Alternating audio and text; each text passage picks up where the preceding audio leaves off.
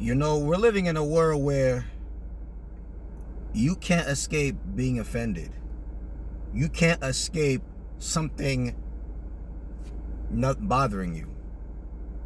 Something's always gonna bother you on some level. What somebody says, what somebody does, what somebody believes, what somebody how they dress. Something is going to offend somebody. What they see on TV, what they hear in music, something is going to offend. Because everybody obviously has free will. Everybody does what they do for various reasons, right? But how fake would it be? How fake is it for there to be things that offend us or things that bother us, and we don't at least address it? Whether it's with your friend, your family member, whoever it is. Because if things don't get addressed, there is no potential for things to ever get better. And things may never get better. With certain things may never change. With certain things, on the side of eternity, the way the world is right now, things probably will not change for certain things, right? But at least it was addressed. At least it was spoken. People can address things with somebody one-on-one, in a group setting, social media, different venues. There's different ways to address things, right? And we know that naturally we don't like to be corrected. I don't like to be corrected, but I know I need it. If it's gonna help me to be better, I will receive correction, even if there's a part of me that doesn't like it. Loving parents should correct their kids. Teachers, good teachers should correct their students. Pastors should correct people in church, and the pastor himself should receive correction from whoever, because God does not only speak to a pastor.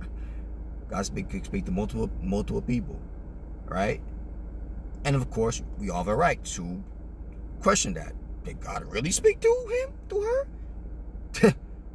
Did God really speak to me? I thought he did. Someone says that he didn't speak to me. Okay, maybe not. We can address that. We can go to the scripture. We can explore that. We should have the freedom to explore reasonably, peacefully, disagree peacefully, right? Some people think that Jesus was just lovey-dovey and didn't offend nobody. That's not the Bible. There's a verse that talks about how Jesus knew that he offended somebody. John 6, verse 61. When Jesus knew in himself that his disciples murmured at it, he said unto them, doth this offend you? Prior to that, he gave a particular teaching that people didn't understand. Hit him the wrong way. It offended them. They couldn't understand it. And that's one factor why many people get offended by something. Not always because they flat out disagree with it, but because they don't understand it. If they have proper understanding of it, then certain things they wouldn't get offended by. Right? But even in Jesus knowing he would offend some people, he still said what needed to be said. Because things have to be said. Things need to be addressed. Now, I'm a preacher. Listen, I love everybody. But, hey, people couldn't be about certain things. I'm going to say I love you. But, hey, it's wrong to say smoke. It's wrong to say vape. It's wrong to get drunk. It's wrong if you think, people can just be with whoever they want to be with, being I don't know, a pansexual. Man should be with woman. That's it. Uh-oh, come on. You shouldn't be out here street walking and being a hoe. That's not good for you on multiple levels.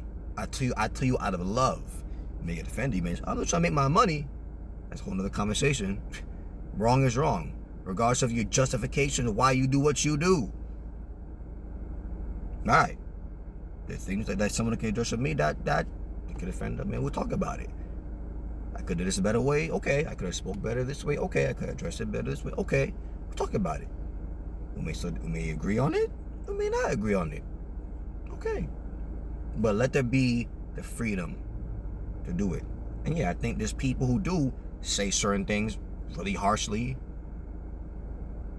without being tactful, without love being the foundation behind it. Sure. All right. So yeah, it's a very sensitive. People are very sensitive for various reasons.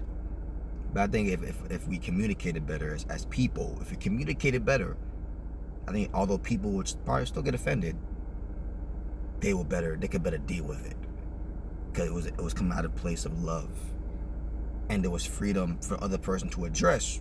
Why did you get offended by what I said? Why do you not agree with whatever I said? Oh, right. Why don't you like that I stand for this? Why do I believe in modesty, that men or women shouldn't be public showing off all sorts of body parts that is very sexually suggestive? That's a whole other conversation, right? Why? There should be a place, there should be freedom to express why. So Jesus was not afraid, reluctant to say what needed to be said, even if people got offended by it. So a lot of people who said Jesus was just so loving, he wouldn't do this, a lot of them have not studied their Bibles. They have not read their Bibles carefully at all. And they've been through a church service here and there, or maybe listen to a false preacher. If we study the Bible, boom, you would see so many verses. Jesus gave way to correction. He even called people out. Right? Yeah, so he said about the verse about love people, serving people. You also call people wash tombs, and you have your father the devil. Whoa. You tell some people that, especially even non-Christians will get offended by that. You call me a devil? Excuse me? But Jesus said the reality is the reality. You are behaving like the devil here. That's because that's the truth. The truth is what the truth is, regardless of how you feel about the truth. Now, we may disagree on the truth. You may say, this is my truth. Okay, well, you believe what you want to believe, right? But under the weight of evidence, on the weight of eyewitness testimonies, though, that's proven throughout the years, hundreds of years, accuracy, reliable testimony, witness, accurate eyewitness testimonies and documents and practical evidence show if something is true or not, if it leads to a thriving life or not. All right, so yeah. So I pray that you would be better. I would do better. We would all do better in addressing things. Some people say elephant in the room. It's cool.